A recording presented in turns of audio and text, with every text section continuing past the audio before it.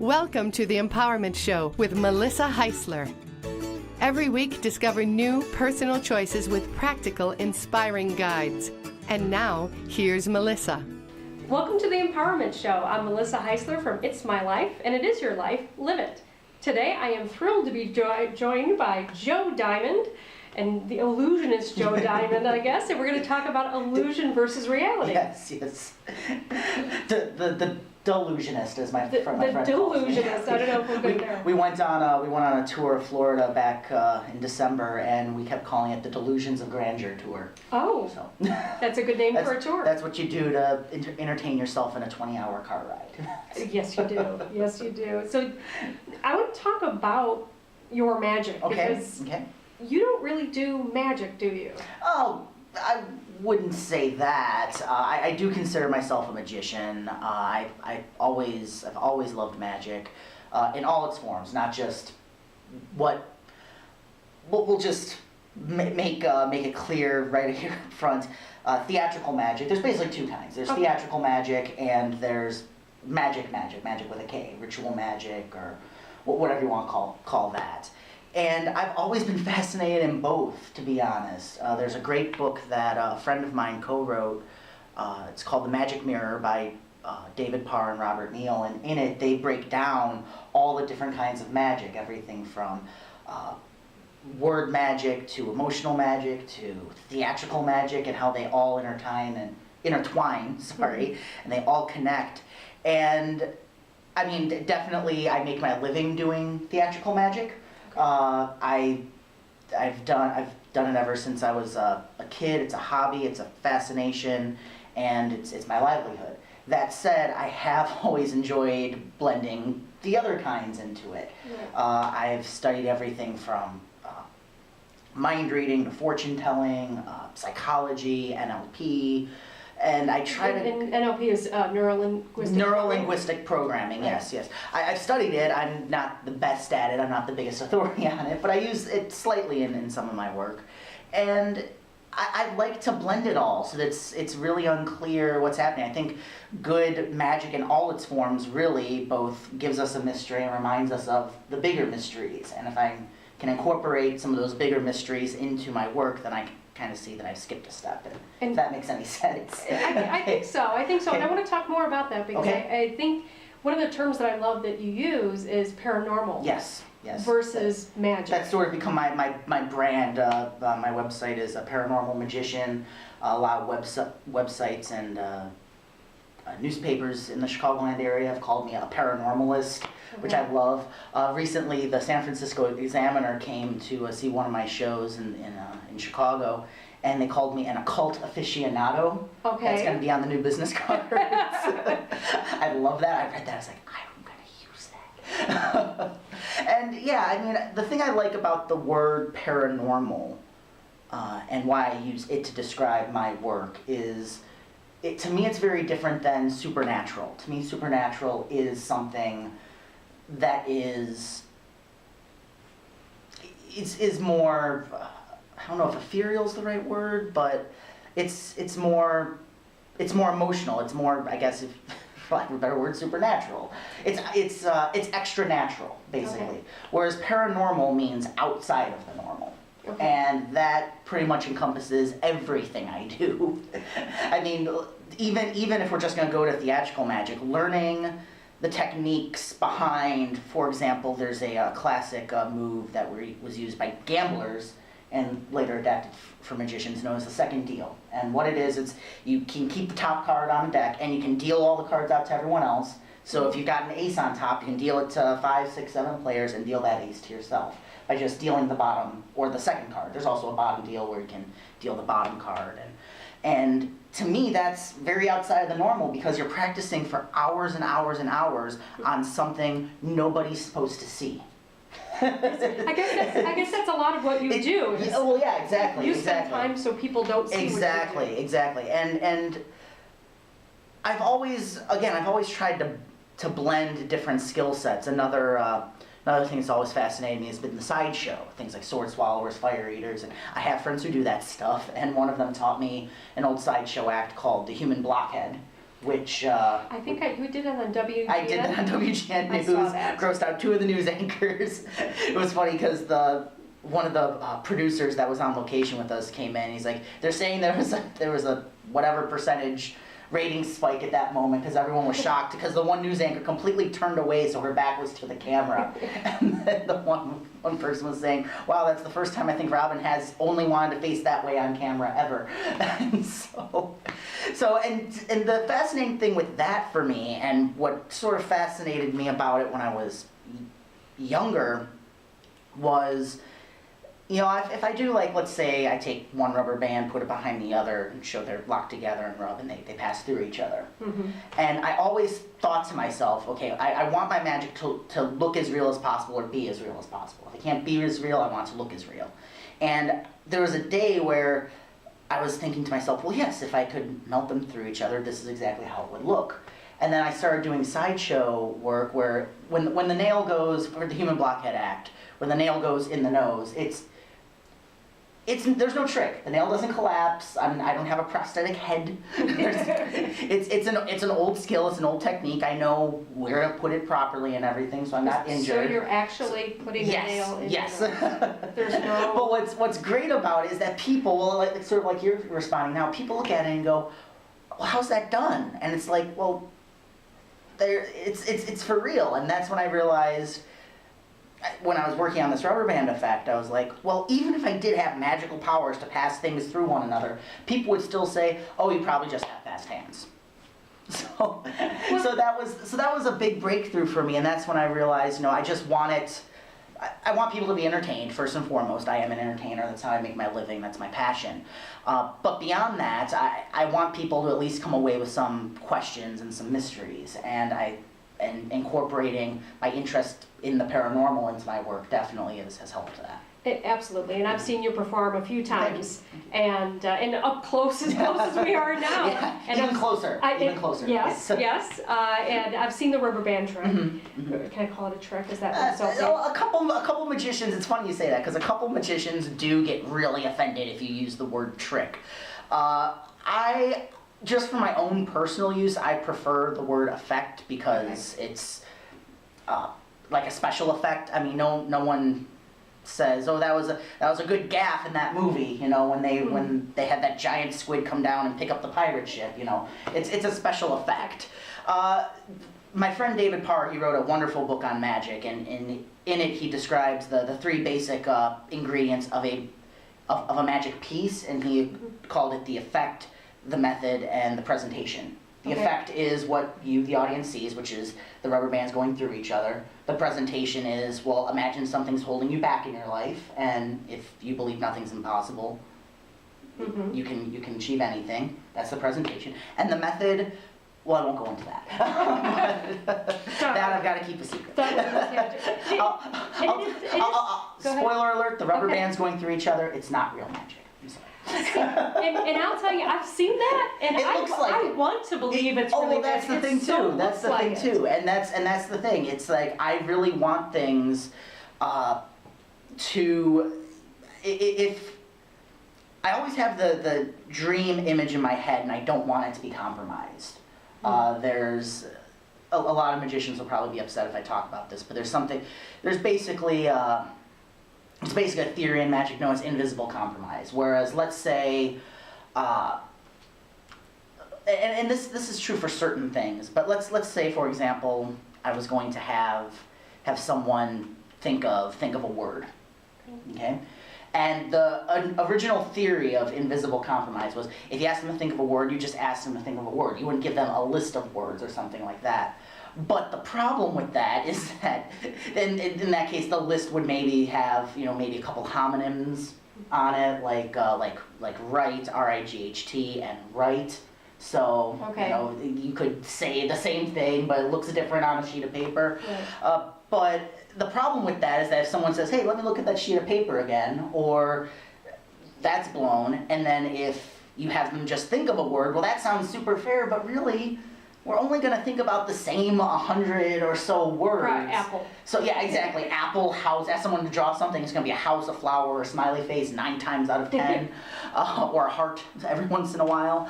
But But yeah, so I mean, and the thing I've learned is to do things. Now I've learned that if someone has a book on them, or if I have asked someone to bring some books, or I bring some books, then it's completely free and open because they can flip through and choose genuinely a random word.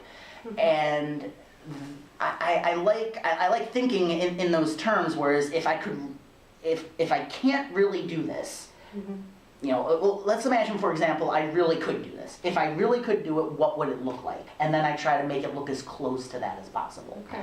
Well, there's a lot that you do. Oh yes, that absolutely. Looks like, oh yes, or yes. is. There is some. I won't lie. There is some stuff that is 110% real, but it's the thing. The term I like is theatrically enhanced. Okay.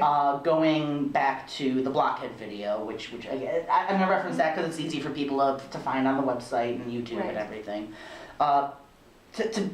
The best way I can really describe it, and I won't get into too much of gross details, but basically I can take the nail and just insert it, and it goes in, and then I can just pull it out. I don't need the hammer, I don't need the pliers.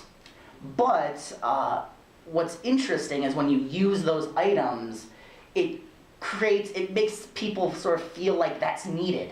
Like, oh, he has to make that room, and they remember, they have the image of hammering a nail into a board, and they're like, he's doing that into his, well, no, I'm just putting the nail in, but the hammer and the pliers theatrically enhance it. Exactly, and I think that's also why I'm so interested in the work that you do. Yes, yes. Is that it's about leading our minds down a path. Yes. And creating, and I like to, maybe I'm just twisted, but I like to think an image like the human blockhead is a beautiful image. My friends who are sword swallowers, one of who taught me that act, they do a sword swallowing act, and it's beautiful. It's absolutely wonderful. And sure, some people get grossed out. Not everyone has the same tastes. I'll be the first to admit that. But to them, it's a completely different thing because they're not using any tricks at all. And people still say, well, do those swords collapse? Is there that? Their favorite one is when kids ask them if they're a robot. Oh, okay. Which is an interesting insight to how kids think. Well, a human couldn't do that. I think it's very logical. Exactly. So, and it happens a lot. Like the first time it happened, they were like, oh, okay. Second time, they're like, oh, this is weird. And then, like you said, it's logical because a human can't do that. So now what they say, if a kid asks them if they're a robot, they say, yes, we are, and we're from the same factory your parents are. That's probably not a good response. Well, they're working Renaissance fairs and everything, so it's a little more brash of a context. So another part of your work, so we're talking, this is, you're talking about the blockhead and how it's real, it's enhanced. Oh yeah. But I think a lot of the work that you do is a lot around mind reading. Yes. And that's more than likely my favorite kind of performance and magic and everything. I sort of consider it all the same thing. A lot of, like I said before, it's much like trick. There's a lot of guys out there who are magicians, but they prefer to call themselves mentalists because they don't want to be perceived as kids entertainers or whatever. The problem with that is people go, what's that? And then the classic statement, which always bugs me, is, well, I use my 5 normal senses to create the illusion of a 6th sense. It's like, well, thanks for taking all the mystery out, you know? I'm a bit more open, I'm a bit more broad, things like that used to bother me. They don't really as much anymore. I mean, I prefer to let people come to their own conclusions. That said, especially when it comes to the mind reading, I try to do as much of it, I try to make as much of it as possible feel real and feel like an experience, because a lot of the times too, people, the other thing I found similar to, again, the blockhead, but also like when I guess the names or something like that, is that when if people are looking for the trick, but there isn't a trick, that's just gonna annoy them more. And I've learned that especially with analytical people. It's like, they sort of paint themselves into a corner because they've, first of all, convinced themselves it's a trick. If they can do that, then they've done half the work for me. I don't need to do anything else. And second of all, I think the big thing too is I want people to open their minds a bit more. I think that's part of the reason why words like trick and magician, mentalist sort of used to bug me, and why occult aficionado appeals to me, because it opens so many doors. What does that mean? I don't know. But for me, it's all about opening it up and making people realize that hey, the world is a mysterious place, and that's kind of cool, you know? Exactly, and that's what I love about the work that you do, is that there is that sixth sense, there is that intuition. Oh, absolutely. There's a lot of genuine intuition that does go into my work. That said, there are many days the intuition does not show up for work, and I have. So it's happened more than a couple times. Is that something that you can practice and enhance? Kind of. I mean, the best thing I can sort of describe. One of the things I've been working on in the last few years. I haven't done it as long in the show as I've done other things, but it's actually based on an old vaudeville act. It's known as the Psychometry Act, and it's the thing where people get either I'm blindfolded or objects are put in envelopes, and I hold on to objects, and I try to talk a bit about the object and try to give it back to the correct person each time. And I remember I always read about it, I read up on it, I always knew I was fairly intuitive, and I was like, you know what? I'm doing a birthday party for 15-year-old girls. Okay. That's a tough crowd.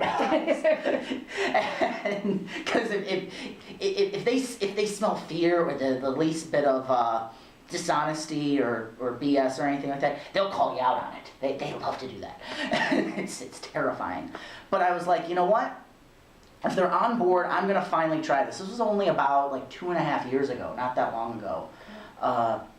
Yeah, somewhere around there. So I was like, you know what? I'm just gonna try it. I'll dive in, because the biggest thing was always, you can't really practice it. You need a group of people who can give you 10, or I only use like 5 objects now, or 3 in some situations. But you need a place where there's a lot of objects and a lot of people, and you need to be able to do that. And why is that? Well, for starters, if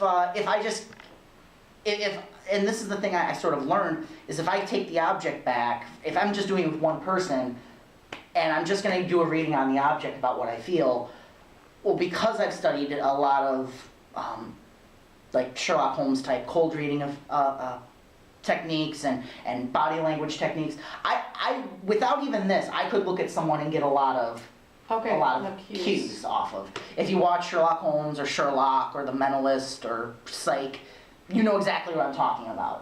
A lot of that stuff, again, is dramatically enhanced for the most part. But I have friends who can do the stuff on that level.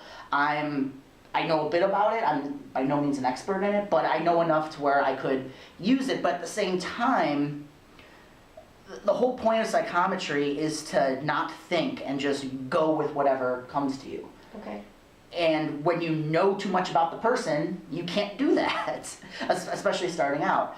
Like if I know who the object belongs to, that can affect the reading. Whereas with psychometry, a lot of it is you just gotta not think and just go with whatever comes to you. And if you already know all that stuff, it's hard to do that. Right. And so, and especially if I'm blindfolded, I do 2 versions of it. It's really both the same act, but this is sort of talking again about how things are theatrically enhanced. It's the same act, it's the same effect, again, but in one case I borrow objects, I don't know who they belong to, and then another I'm blindfolded with coins and duct tape and bandanas. Yes. And then I try to not only I try to describe the object before I pick it up, and once I pick it up, I try to maybe say something about the person or who in the audience it would belong to. And they're both pretty much the same thing, but a lot of times, like with corporate events, I've booked 2 years in a row or 3 years in a row, and just changing that up a bit makes it seem and feel like a completely different show, even though it's the same technique. It's the same technique, it's the same effect. And I've had a lot of ups and downs with it. There have been days where it's just like, I'm not feeling the same. I've actually had to just take the blindfold off and be like, listen, this isn't working today, guys. I gotta try something else. I've been like, this object is yours. No. Well, whose is it? Okay, yours. But to me, I kind of enjoy that. I kind of enjoy that it's always different. And I also took improv in school when I was a kid. And and was part of an improv group, and I realized that this psychometry routine was quickly becoming like a psychic version of props. If you ever watch absolutely. like Whose Line Is It Anyway or something, they give them props and they gotta do something with it. Well, and that's the other thing. It's like, so I'm trying to think, and again, improv is very similar to intuition and everything, because you've got to not think, you just got to go with the first gut impulse. And sometimes it's going to be hilarious and it's going to bring the house down and you're going to seem like a hero and a genius. And other days there's going to be crickets. but that's what makes it fun for me. And also what I used to get really bugged if I was really off on something. But I was doing that psychometry routine once for a private party. It was about 12 people, and the woman who booked me, her dad was there and was sitting like this the whole time. Not clapping, not smiling, just... And I take the object out and I give it to the wrong person. Mm-hmm. I was like, okay, well... And I was hot this whole night. I was getting everything. I was like, okay, well, I'm wrong. Whose is it? And I gave it to him. And I go away and I hear like a commotion over by him. And he is like... And he's saying stuff under his breath, and he was swearing. I won't say exactly what he was saying. And and so I went over to him. I was like, "What's up?" Like thinking maybe I said something that connected to him, because that's the other thing too. You'll say something, the initial reading will be correct, but I give it back to the wrong person. They say, "Oh, but everything you said was correct," and he was just like, "That." Again, I won't say exactly what he said, but he's like, "That kind of is messed up," because I was convinced these were all magic tricks, and now I don't know what to believe. And it's like, wait, so not getting it right freaked him out more. Right, well, I think that's the thing, is that we expect things to be crisp and clean and perfect. Yeah, exactly. And exactly. if it's not, it's almost... number one, as a performer, it endears the audience to you. Well, there's that. But well, I've learned to choose my moments as well, because there can be moments where it's like this guy's just fishing around, or he's just going, he's because that's the other thing too that bugs me when these guys who come out with all these disclaimers saying, I'm not really psychic, I use my 5 normal senses, and then they're just asking, is there an R in it? No. Is there an E? No. Someone in your life was named with a J. It's like, don't worry, none of us are thinking you're psychic. It's all right. Don't worry. It's 20 questions. I actually saw a friend of mine went to a psychic one time, and I was watching it all unfold, and I could see him just playing him. Like, my friend would give a little information, and he would just that's the other thing, too, is that there are a lot of people who can use a lot of the techniques I use and use them for evil. Just because someone knows something about you doesn't mean it came from your dead relative. And that's the big thing. I am very skeptical of a lot of things, particularly mediums, particularly ones on TV. I won't name names, but people there's a very narrow range. I'm sure people can figure out who I'm talking about. But at the same time, like when people ask me about those people, I try to be polite and just say, well, you don't believe everything you see on TV, do you? I hope not. You know, like, well, this woman told, this person about this thing, and this guy, he was amazing, he floated over one building or another, and it's like, okay, well, before we go through all that, let me just ask you a couple questions, because if you think Duck Dynasty is a documentary shot in real time, then the conversation is over. If it's on TV, it can be edited, it can be enhanced. Well, absolutely. Now that said, if it's a TV show, it's entertainment. It's supposed to be that. But when it has to deal with people's beliefs and their emotional and psychological and spiritual well-being, that just always feels icky to me. Okay.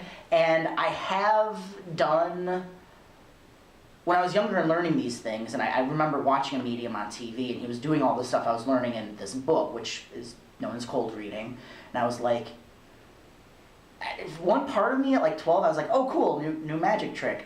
So like a year later, I was like 13, and there was this girl I had a big crush on, and she was like talking about TV mediums and had one of this TV mediums book, so I was like, oh, now's the time for me to break out this new skill. And I pulled a name out of the air just at random, and she started crying. She was so freaked out, and then I felt bad, and I tried to tell her, no, here's what really happened. And trying to explain to someone you aren't a medium after you've just done something like that, and they have those feelings turns out to be very, very difficult. Turns out to be very difficult.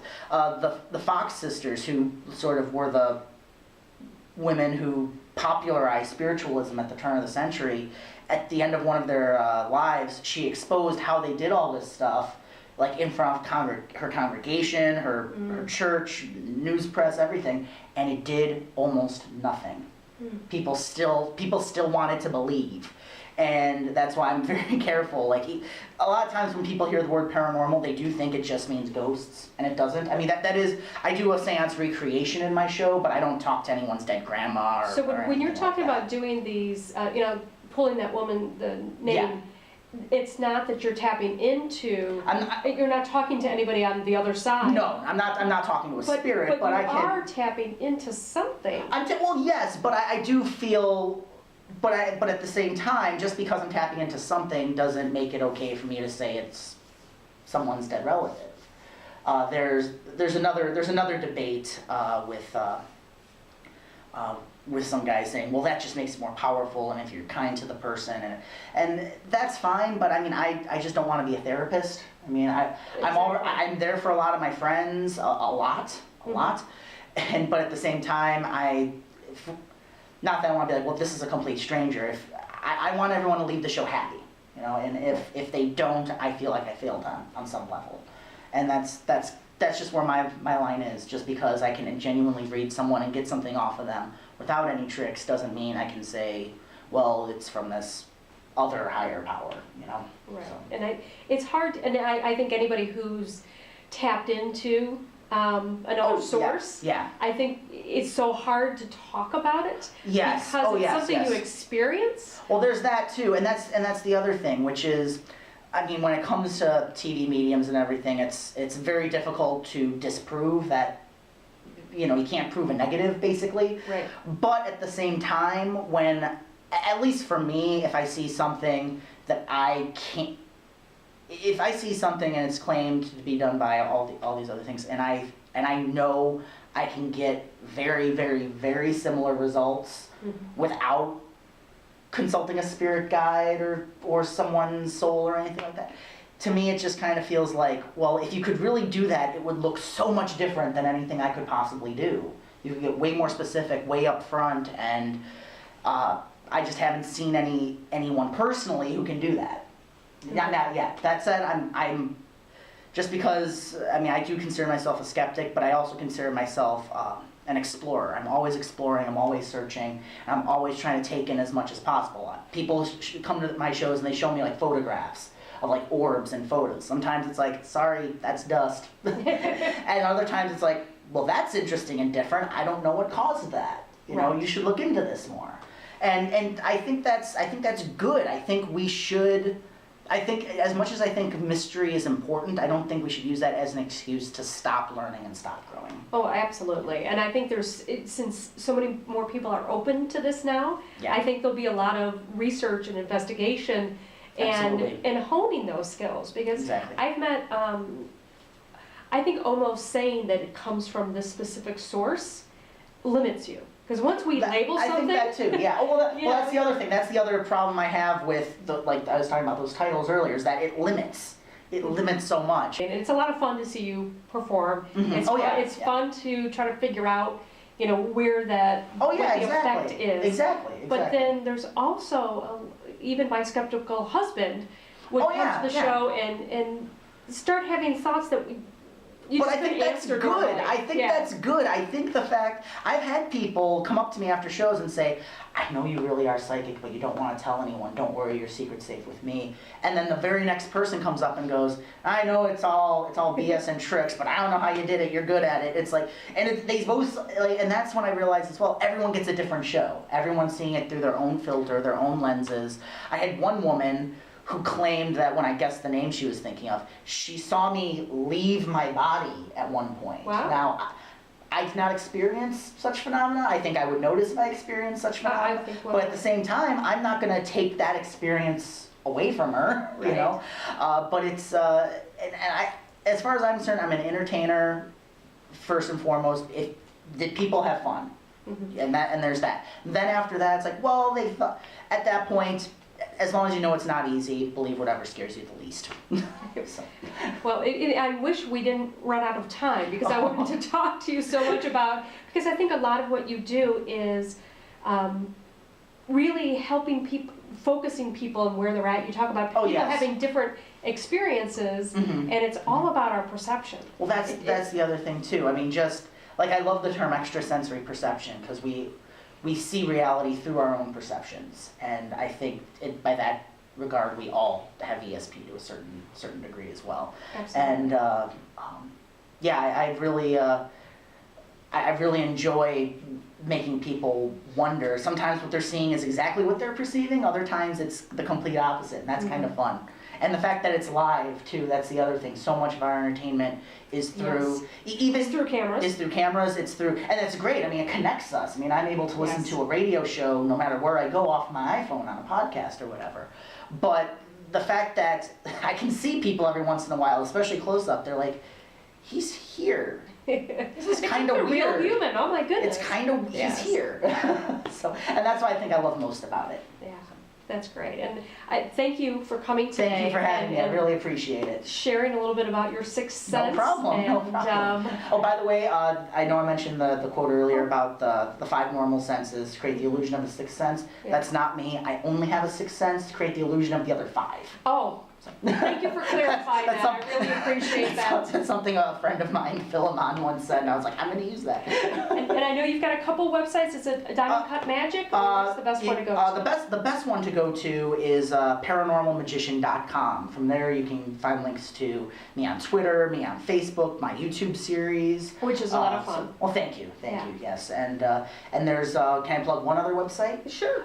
There's a show I do in Chicago every week called the Magic Cabaret. It's every Wednesday night at 8 p.m. at the Greenhouse Theater Center. The website is magiccabaret.com or magic-cabaret.com. And the reason I'm mentioning it is because we just got renewed for our 8th year. Oh, fabulous. And Travel Channel just picked us as one of the country's best magic shows. Oh, that's great. So I do, and it's a lot, well, thank you. And there's a blend, we start off with some traditional magic, and then by the end, I do some of the mind reading, and my friend David, who does the show with me, he combines magic with storytelling. He talks about old folklore and legends and ghost stories and historical events, and it's a lot of fun. Even before we became friends, he was one of my favorite performers, and now I'm doing a show with him, and it's a lot of fun, and I really appreciate it. And so if you're ever in Chicago, come by and check us out on a Wednesday night. I would really recommend it, or at least check out Joe's stuff on YouTube. Yes, there's a lot of fun illusions thank you. And effects that he has out there. Thank you so much. And I am planning on working on some more for this year too. So excellent. There's always new stuff on the website and YouTube channel. Sure. So, thank you for having me. My pleasure. Thank you for being here. Join Melissa Heisler next week right here at The Empowerment Show. Join the conversation at facebook.com/The Empowerment Show or twitter.com/Empowerment Show.